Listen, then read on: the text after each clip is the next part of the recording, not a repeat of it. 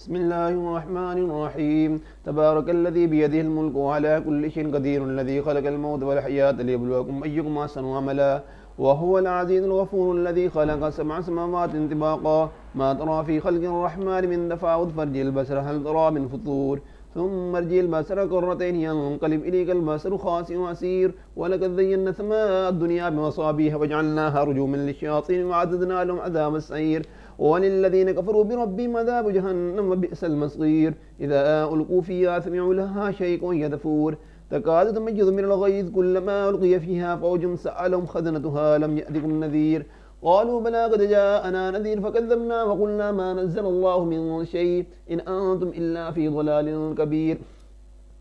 وقالوا لو كنا نسمع ناكل ما كنا في أصحاب السعير، فاعترفوا بذنبهم سوقا لأصحاب السعير، إن الذين يخشون ربهم بالغيب لهم مغفرة وأجر كبير، وأسروا قولكم واجهروا به إنه عالم بذات الصدور، ألا يعلم من خلق هو اللطيف الخبير، هو الذي جعل لكم الأرض ذلولا فامشوا في مناكبها وكلوا من رزقه وإليه النشور، أأمنتم من في السماء يخسف الأرض فإذا هي تمور، أم أمنتم من في السماء أن يرسل عليهم حاسبا، فستعلمون كيف نذير، ولقد كذب الذين من قبلهم فكيف كان نكير، أولم يروا إلى الطير فهم صافات يقبض ما يمسكهن إلا الرحمن